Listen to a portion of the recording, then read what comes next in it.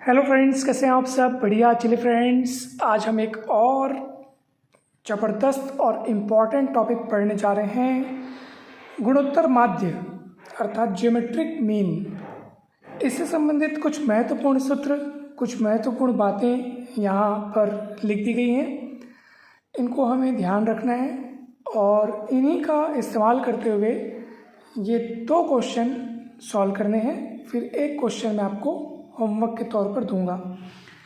तो महत्वपूर्ण बातें देखते हैं, जिसमें से सबसे पहली बात यह है कि मान लीजिए आपके पास 3 राशियां हैं ए, जी, बी।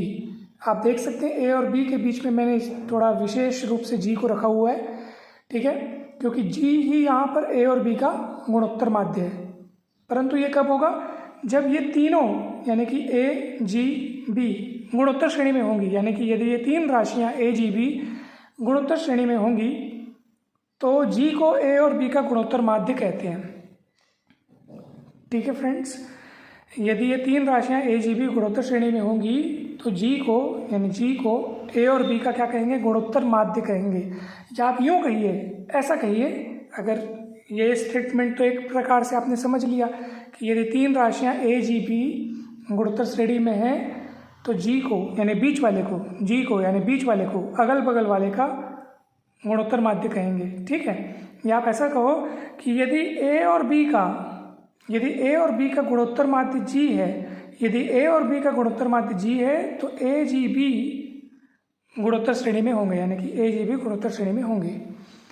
यानी 3 राशियां अगर गुणोत्तर श्रेणी में है, अगर मतलब अब मैं दोनों को कंबाइन करके बोल रहा हूँ, एकदम शॉर्ट एंड स्वीट, कि यदि 3 राशियां यदि गुणोत्तर श्रेणी में हैं तो बीच वाला अगल बगल वाले का गुणोत्तर माध्य कहलाता है।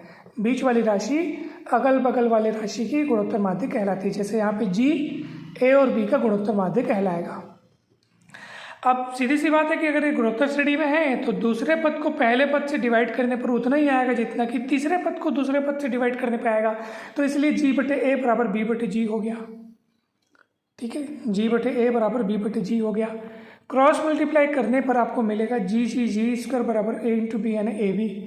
तो जी का मान निकालने के लिए आपको वर्गमूल लेना होगा, तो वर्गमूल ए बी। ठीक है फ्रेंड्स, तो आप समझ गए होंगे कि अगर मेरे को 2 राशियां ए और बी दी हुई हैं, तो उनका गुणोत्तर माध्य जी, उसका मान रूट ओवर ए बी मेरे पास मिल चुका है। ठीक है, जैसे उदाहरण के तौर पे कोई मुझसे पूछे कि भाई 4 और 64 का जल्दी से बताइए गुणोत्तर माध्य क्या होगा, 4 और 64 का गुणोत्तर माध्य क्या होगा, तो मैं तुरंत दोनों का रूट कर दूंगा, मतलब दोनों का गुणनफल करके रूट कर दूंगा, क्योंकि मेरे को फॉर्मूला मिल गया है। 2 राशि ए और बी हो, 2 राशि अगर ए और बी आपको दी हुई हो तो दोनों का गुणोत्तर माध्य जी का सूत्र अपने को मिल चुका है, रूट ओवर ए बी। यानी रूट करो और वो दोनों राशि हो जिनका गुणोत्तर माध्य आपको ज्ञात करना, उनको गुणा कर दो। 4 और 64 का गुणोत्तर माध्य चाहिए, 4 और 64 को गुणा करके वर्गमूल कर दो, सीधी सी बात, तुरंत आपका आंसर आ जाएगा दोस्तों। तो बस अब आप इसको सॉल्व कर लो तो आपका आंसर आ जाएगा 16। ठीक है फ्रेंड्स, कहीं कोई दिक्कत हो ही नहीं सकता, बिकॉज बहुत सिंपल है दोस्तों ये सब चीज़ें। ठीक है, तो 16 आपका आंसर आ गया, क्योंकि 64 का वर्गमूल 8 और 4 का वर्गमूल 2, तो 8 दूनी 16। ठीक, तो इसलिए यहाँ पे लिखा गया है कि यदि 3 राशियाँ ए, जी, बी गुणोत्तर श्रेणी में हो तो जी को यानी बीच वाले को अगल बगल यानी कि ए और बी का गुणोत्तर माध्य कहते हैं। ठीक, चलिए, यदि ए और बी के बीच में एन गुणोत्तर माध्य, ठीक है, एन गुणोत्तर माध्य कौन कौन से G1, G2, G3 up to Gn हो, तो किनके बीच में? ए और बी के बीच में। इसलिए ए सबसे शुरू में, बी सबसे लास्ट में, और उनके बीच में ये सारी चीज़ें, और ये सारी चीज़ें अगर ए और बी के बीच के गुणोत्तर माध्य हैं तो इस पूरे को एक साथ देखने पर ये सब के सब क्या होंगे? गुणोत्तर श्रेणी में होंगे। ठीक है, ए और बी के बीच में यदि G1, G2, G3 up to Gn ये सब कौन हो? गुणोत्तर माध्य हो, तो ये सारे के सारे गुणोत्तर श्रेणी में होंगे, यानी कि ज्योमेट्रिक प्रोग्रेशन में होंगे दोस्तों। ठीक, अब आप कहेंगे सर इनमें से प्रत्येक का मान कैसे ज्ञात करें? तो देखो, ये पहला गुणोत्तर माध्य, ये दूसरा, तीसरा, चौथा, पांचवा, ये एनवा। ठीक है, तो यहाँ पर सूत्र लिख दिया गया है, मात्र इस एक सूत्र के बदौलत आप इनमें से सभी का मान ज्ञात कर सकते हैं। एमवा गुणोत्तर माध्य जी एम, ठीक है, उसका सूत्र है A into B by A a into B by A और बी बाई ए की घात में m अपॉन n प्लस 1। ठीक है, a और b के बीच में n गुणोत्तर माध्य हो तो उनमें से किसी भी गुणोत्तर माध्य का मान आप इस सूत्र से ज्ञात कर सकते हैं। उदाहरण के तौर पे यदि आपको G1 का मान ज्ञात करना है, G1 कौन है? पहला गुणोत्तर माध्य है, ठीक है ना, a और b के बीच में पहला गुणोत्तर माध्य G1। तो G1 का मान ज्ञात करने के लिए आप यहाँ पे m का मान, अब देखो ना अपने को चाहिए G1, ये Gm का सूत्र लिखा हुआ है, तो m का मान 1 रख दो दोनों पक्षों में। m का मान 1 रखोगे तो आपको क्या मिलेगा? a into B by A और उसकी घात में 1 upon n plus 1, 1 upon n plus 1, क्योंकि m का मान 1 रख रहे हो, क्योंकि अपने को G1 चाहिए तो m के जगह पे 1 दिख रहा है, तो m के जगह पे 1 रख दो इस सूत्र में, तो आपको G1 का मान मिल जाएगा। इसी m के जगह पे आप 2 रख दो, तो m के जगह पे 2 रखोगे तो a into B by A और बी बाई ए की घात में 2 अपॉन n प्लस 1, तो आपको G2 का मान मिल जाएगा। इसी तरह से G3 पूरा का पूरा Gn का मान मिल जाएगा। कितना सरल है दोस्तों, सभी गुणोत्तर माध्यों का मान इसी सूत्र से मिल जाएगा। अब आपके मन में अगर ये आ रहा है कि सर सूत्र याद करने का चकल्लस कौन करे, सीधा सिंपल तरीका जो इसका मेथड है, जो इसका ट्रिक है वो बताइए सर। तो देखो, सूत्र विधि से तो सबसे तेज़ी से सवाल बनेगा। सूत्र में मान रखो और उत्तर आपके हाथ में है। लेकिन मान लो यदि आपको सूत्र याद करने की इच्छा नहीं है या याद करके बन नहीं रहे या आप और कोई तरीका जानना चाहते हैं, तो दोस्तों चिंता की बात नहीं है। चलिए सवाल समझते हैं। इसमें आपको बिना सूत्र को याद किए, बिना सूत्र का इस्तेमाल किए हम एक और सरल तरीका बताएंगे जिसकी मदद से आप ये सवाल बना पाएंगे और इस तरह के अनेक सारे सवाल आपसे बन जाएंगे दोस्तों। तो चलिए पहला सवाल देखते हैं। 4 और 1/4 के बीच 3 गुणोत्तर माध्यों का गुणनफल है। कितने गुणोत्तर माध्य प्रविष्ट कराने हैं? 3। ठीक है, तो पहला सॉल्यूशन, भैया 4 को लिखो, 1/4 को लिखो और इसके बीच अपने को 3 गुणोत्तर माध्य प्रविष्ट कराना है। तो ये पहला, ये दूसरा और ये तीसरा, G1 G2 G3। ठीक, 4 और 1/4 के बीच में 3 गुणोत्तर माध्य आ गए।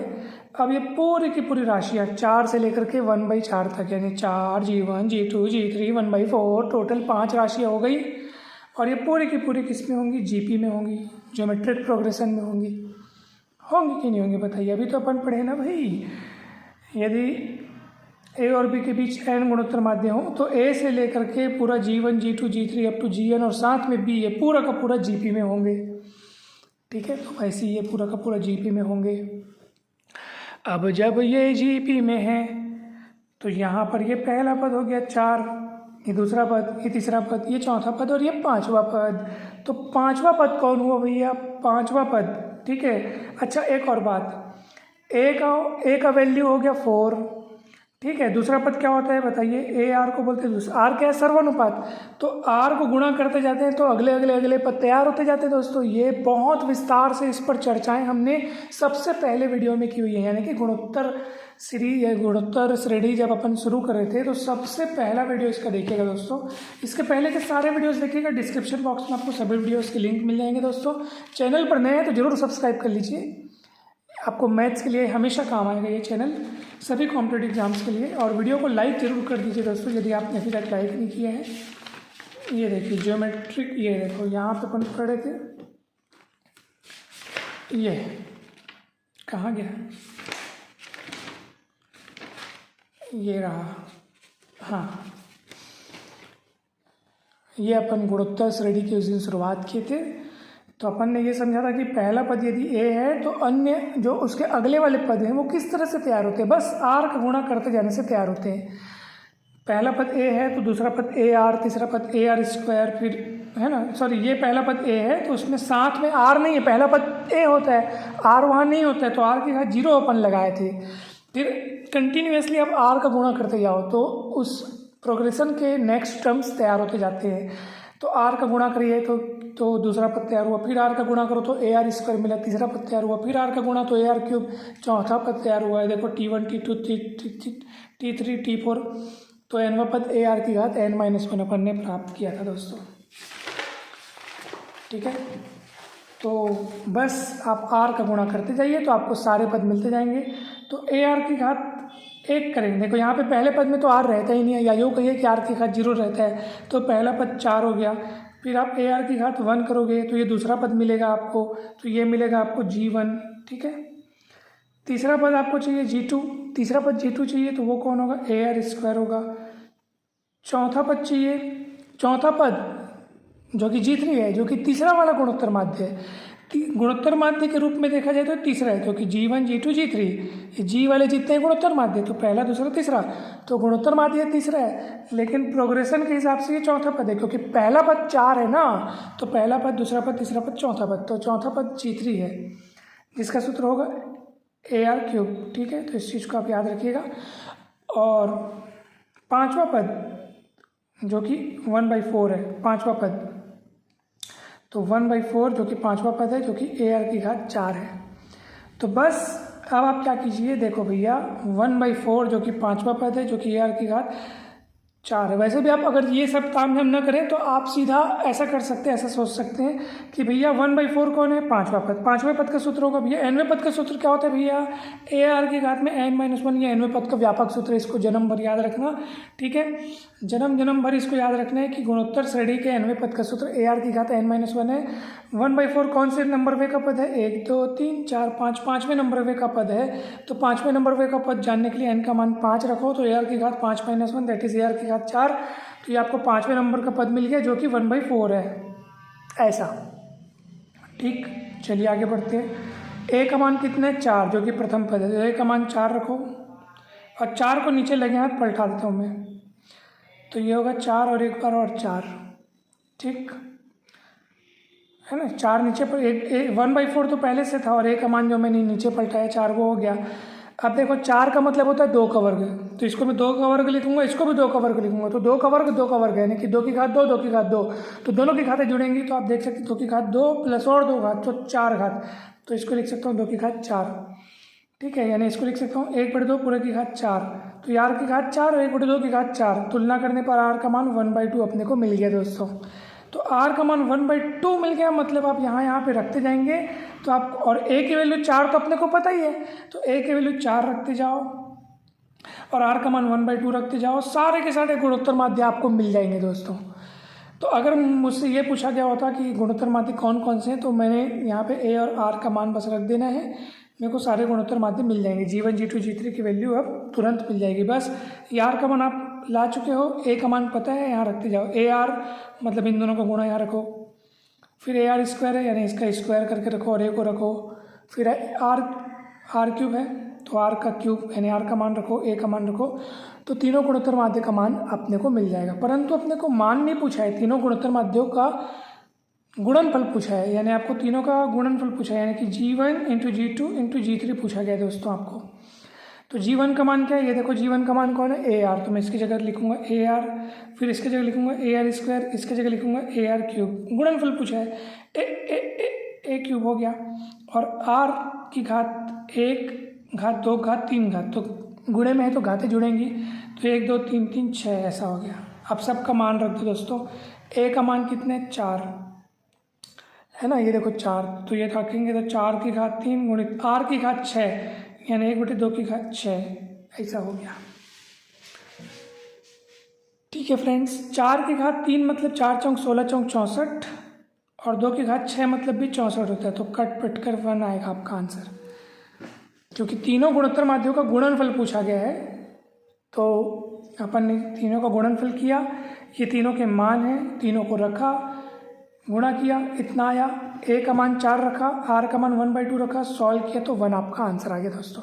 हाँ, अगर तीनों गुणोत्तर माध्य मुझे अलग अलग पूछा होता कि कितना है करके, तो मैं यहाँ ए और आर का मान रख करके तीनों गुणोत्तर माध्य का मान ज्ञात कर लेता। आर का मान तो मैंने निकाल लिया है, ठीक, तो फिलहाल आपका यहाँ पे आंसर आएगा 1, ठीक है फ्रेंड्स। तो फ्रेंड्स वास्तव में एक सूत्र याद रखिएगा, a और 1/a, जैसे यहाँ 4 और 1/4 है नहीं, अगर इस टाइप का आपको 2 आंकड़े दिए हों, जितना भी दिया अगर 1/, उतना ही दिया है, तो इसके बीच आप चाहे कितने भी गुणोत्तर माध्य ले लें, उन सबों का गुणनफल जो है वो 1 ही आएगा। अगर ये सूत्र आपको याद होता तो आप तुरंत यहाँ पे 1 लगा देते, ठीक है, मतलब ये सूत्र अब आपको याद चल गया, अब याद हो गया। अब इस टाइप का जैसे सवाल पूछेगा ना, 4 और 1/4 या 5 और 1/5, जितना यहाँ लिखा है और 1 उतना ही, उसके बीच आप चाहे जितने भी गुणोत्तर माध्य ले लो, उन सबों का गुणनफल आपको कितना मिलेगा, 1 ही मिलेगा। ठीक है, तो सूत्र याद रखिएगा, a और 1/a के बीच n गुणोत्तर माध्यों का गुणनफल, n गुणोत्तर माध्यों का गुणनफल = 1। ठीक है फ्रेंड्स, तो कहीं कोई दिक्कत वाली बात नहीं है, बहुत सरल काम है ये। आपको सब कुछ समझ में आ रहा होगा दोस्तों। वीडियो को यदि आपने अभी तक लाइक नहीं किया है तो ज़रूर लाइक कर दीजिए दोस्तों। यदि आपको अच्छे से समझ में आ रहा है, टॉपिक क्लियर हो रहा है, तो ज़रूर लाइक कर दीजिए। ठीक है, क्वेश्चन नंबर 2, ये मुझे लगता है आपको होमवर्क के तौर पे देना चाहिए दोस्तों। ठीक है, तो ये क्वेश्चन आपका होमवर्क है, क्योंकि अलग अलग तरह से समझा दिया जा चुका है। आपको 1 और 64 के बीच 2 गुणोत्तर माध्य लेने हैं, G1 G2, फिर सबको आपको GP में, ऑब्वियस सी बात है GP में हो जाएगा वो। फिर आप चाहो तो ये वाला फॉर्मूला लगाओ, चाहो तो 64 को आप चौथे पद के रूप में देख करके चौथे पद का सूत्र लगा करके A का मान 1 रख करके R का मान निकालो, फिर दोनों गुणोत्तर माध्य निकाल लो। चाहो तो आप 3-3 पद करके ये वाला सूत्र भी लगा सकते हो, जैसा आपको इच्छा हो आप वैसा जल्दी से बना करके इसका उत्तर कमेंट करके बताइएगा दोस्तों। आप जब कमेंट करते हैं तो मुझे बहुत अच्छा लगता है और इस बात का विश्वास हो जाता है कि ये वीडियो आपने पूरे तन्मयता से लास्ट तक देखा है। और ज़रूर कमेंट करके इस क्वेश्चन नंबर 2 का आंसर बताइएगा दोस्तों। आप सभी को बहुत बहुत धन्यवाद। कमेंट करके ये भी बताइएगा कि ये वीडियो आपको कैसा लगा, और इस वीडियो को अपने सारे दोस्तों के साथ शेयर ज़रूर कीजिएगा। गणित से संबंधित, चाहे आप कोई भी कॉम्पिटिटिव एग्ज़ाम की तैयारी कर रहे हों, PGT, KVS, NVS, JEE, व्याख्याता भर्ती, शिक्षक भर्ती और भी PSC और व्यापम द्वारा आयोजित कोई भी परीक्षा हो, गणित के लिए ये चैनल आपको सदा काम आएगा। चाहे आप स्कूल या कॉलेज की किसी कक्षा या किसी टॉपिक का वीडियो देखना चाह रहे हो, 11th, 12th, 10th, BSc, विभिन्न क्लासेस की अलग अलग प्लेलिस्ट बनी हुई है, विभिन्न कॉम्पिटिटिव एग्ज़ाम्स के लिए अलग अलग प्लेलिस्ट बनी है। तो आप ज़रूर जाइए, अपनी आवश्यकता के अनुरूप वीडियोस ज़रूर देखिएगा। स्मार्ट मैथ्स टेक्निक्स करके एक अलग प्लेलिस्ट है जिसमें मैथ्स की एक से बढ़कर एक ट्रिक्स समझाई गई हैं। तो उन टेक्निक्स को, उन वीडियोस को भी ज़रूर देखिएगा और दोस्तों के साथ शेयर ज़रूर कीजिएगा दोस्तों। आप सभी को बहुत बहुत धन्यवाद। जल्द ही मिलते हैं नेक्स्ट वीडियो में।